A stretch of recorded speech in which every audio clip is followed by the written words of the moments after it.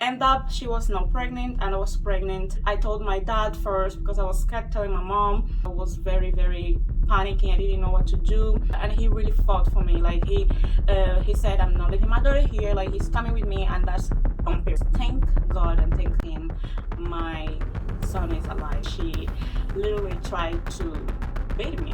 I may lose my kid. I was a little freaking out, but I wanted to show people that I was still strong and I can do this. People that told me that like until you're 3 months, so that's when you have to go to the hospital. So then you found out, go to a hospital, go have appointment to make sure that your baby's okay and what is the next step. Do not wait until you're 3 months to go and do like any kind of examinations or something like that. That's not true. Like you don't need to wait until you're 3 months. You can literally go in the first week, whatever time you find out you're pregnant, because that will prevent your babe of having much health problems when they're born. I'm back! Which we come to a point when I arrived here in UK. My father brought me to a hospital. Just remember that when we were in Africa, he also brought me to a hospital, and my aunt there works in a clinic, so we went to a clinic. And clinic here in UK we call like a private hospital. Yeah, so we went to a private hospital and we did all like exams and stuff. They gave me some vitamins to take, which I was taking, but because we came here, so I couldn't take that ones anymore because the process here in UK is different. So I went to the hospital, did some exams and everything, and they prescribed me medications. My pregnancy was like normal. They didn't found any kind of sickness on my baby or something like that, because yeah, everything was fine. The thing that I noticed and I remember now is that when I was pregnant, my baby didn't move a lot in my belly. Like literally I couldn't feel him, because some people can't even see their baby feet through the belly, like hands and the whole head. I literally felt like a little shit sometimes, like very often. It was not something that I would see all the time. See, like feel. So for me it was, I don't know, I think it was normal. I just thought maybe just because I was still very young. So yeah, like I was saying, I didn't have much information, and the point of view of the doctors, everything was fine with my pregnancy, nothing wrong. They didn't notice anything until a few days after my birth. I was feeling too sick. I don't know, I was feeling anxious at the same time because I knew my birthday was approaching, and I was feeling sick, a lot of headache, and I don't know, I would just feel like much pressure, like. So I literally had to stay in a hospital 3 days before I gave birth. I gave birth like 3 days earlier than my due date. It was supposed to be a normal birth, but I had cesarean because we tried normal birth because I wanted to have a normal birth. I didn't want to have marked like cesarean as well. So at that time I'm just like, whatever it takes to take the baby out of me in a healthy way, I'm just fine, like you can do everything. I just remember that I didn't scream in the ward that was there to give birth to Christopher, which I saw a lot of women screaming, because until you give birth you stay in a room with all other people like waiting to give birth. I was so scared because everyone was screaming. I was like, oh my god, when is my time coming, like when I'm giving birth to this kid, because literally this kid is not coming out. And I remember I went to see a friend of mine that I met in a group, because in UK, I don't know in the country I live, but here in UK they have like group for first time mothers to teach you how to give birth, how to change nap, and how to clothe your kid, all this stuff. So I met her there, and she actually went in the hospital, but I was already there. She went there and she gave birth to a girl, and that was on July 19, 19, guys, 19 on July. And I went to see the babe, and I don't know, when I got there, I just started to feel like something's wrong. I said, I'm just gonna go to my bathroom because my ward, because I don't feel good. So I took the elevator, I come to my room, and I'm just like, I couldn't speak English that well as well, like, I mean, at all, like, I couldn't even understand. So I just was like, pain. I'm in pain, because I learned this word like until I went there. So I'm in a lot of pain, I'm in pain. But because they were seeing how much calm I am, they were literally, I think, ignoring me, like, just, you don't look in pain, like, you look fine. But I'm literally like, I'm dying here, like, my inside was screaming, like, I'm in so much pain, please just take this baby out of me. And I had to call my mom. I said, like, Mom, you have to come here, because literally I'm dying, and I don't know how to explain that in English, that I am dying in pain. So my mom, by the way, my stepmom, I call her mom, and she went there, and she was literally explaining to the nurse how I was feeling and everything. They induce me, something like that. They literally break your water just to make your process a little bit quicker, which was a very uncomfortable thing to do. But at this point, I'm just like, I want to take this kid out of me, like, just take care, whatever you have to do. Then my mom had to go home because of my brother had school, and so my sister came to bring me some fruits, because I literally didn't like the hospital food. I was not that fond about the food. So my sister came, brought me some food, and here's me waiting. Next day, my mom came again with my sister, because now we are like, today is definitely the day that I need to give birth. So they're like, today she has to give birth, like, because the baby is going stress. So we're there waiting and walking to see, to dilate, and I'm literally 2 centimeters. It's not going more than that, like, I am 2 and it's not going more than that. The baby is in the position, everything is in the position, and I'm still 2 centimeters. Like, how am I supposed to push a head out of my genitals? My baby still, like, still small. And the lady was just like, you have to get at least 9-10 fingers, because the head is not that small. So, and the baby's getting a lot of stress, and they start like getting worried a lot quickly, like, but I was just saying, like, in my head, like, oh, maybe like we have to do the cesarean, and so I'm fine with that, I'm just like, whatever it takes, take the baby, I don't want him to suffer. So I was not in the position to say, oh no, I prefer wait. I was like, whatever. I don't remember feeling scared about anything, because I was so young that I didn't understand the risks about cesarean and about all this stuff. So for me, I was just like, whatever it takes for the baby to born, I'm fine with it. So I was just like, let's go. And my mom was there with me. Like, that woman, I thank her for being there, like, with me all the way. She was there holding my hand, since I didn't have the father's kid with me. He's not in the story, by the way, he's still in Africa.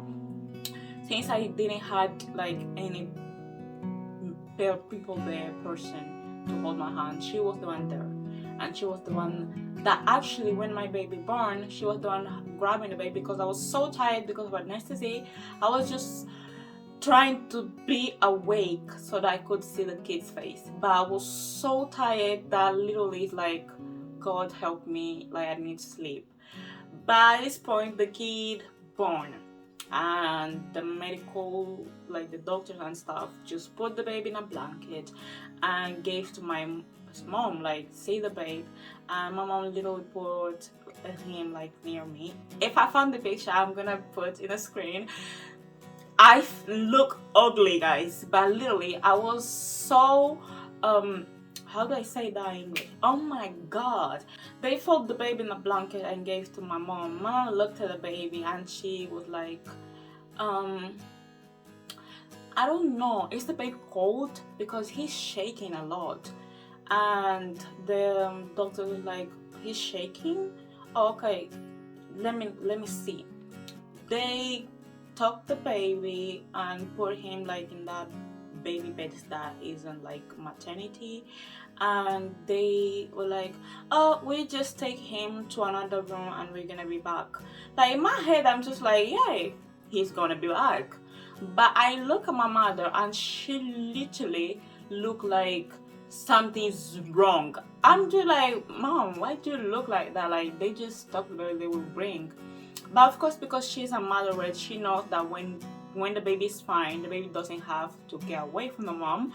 And for the fact the baby was shaking a lot, I could see, like, of course she understood first time, and because she understands English, so I guess she heard something, and she looked pale. I'm just like, Mom, like, what's happening? And she's trying her best to make me feel calm. She's like, everything's fine, you don't have to worry. They will move you to another room and the baby will come to see you in a bit. I go to another room and then my mom called my father. My father was working. He was not supposed to come in that day. He was supposed to come another day in the morning. He comes in the same day I gave birth, which was not in the plan. So I'm like, Dad, why are you doing here? But I mean, I'm happy you're here, but what you were doing here? He's like, no, I came to see you. Like, you're my daughter, you gave birth, but I just want you to know whatever happened, you did your best and you're gonna be fine. I'm just like, I don't know what you were talking about, but I don't understand. Like, why you keep telling me if something happened? Nothing's gonna happen. The baby is fine and I am fine. I'm not gonna die. He's like, yeah, the baby is fine, like, you're fine. And they were acting strange, like my dad wrote me like a very big letter telling how much he loves me. So, but if I found, I'll show you guys like in a picture. So I'm just there like waiting, but 1 hour passed, 2 hours passed, and at this point I'm not even tired anymore. Like literally my sleep ran from the window. I'm just like, where is my damn baby? I've been waiting here for 2 hours and the baby's not even here. Can I go see him? I have anesthesia still in my body, so my legs were moving, so I couldn't go like in a push to be able to go and see him. So they're like, okay, let's try bring you to him with the bed. We try with the bed, but in the ward that he was at, the bed wouldn't fit, because that's a ward especially for kids that need a lot of attention, which I forget, ENA, something like that, emergency, I don't know guys, I'm very bad with names. So he's me like freaking out, not knowing what to do, and I couldn't go see him. We tried and the bed wouldn't literally fit in there, and I still paralyzed at this moment. I can't walk, so I'm just here crying already, like just thinking the worst. Until the next day, the neurologist came and explained everything to us, what's happening and what the baby have.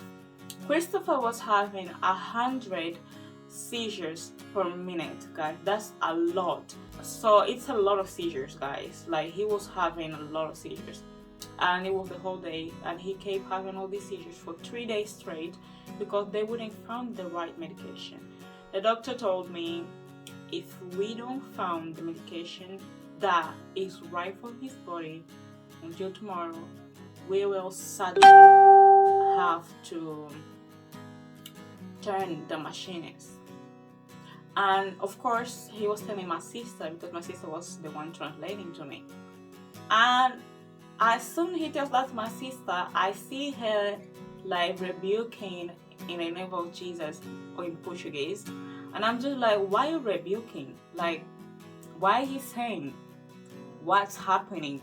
It's so complicated when you don't speak a language and something very dangerous is happening and you're just not able to communicate or understand what other people around you are saying.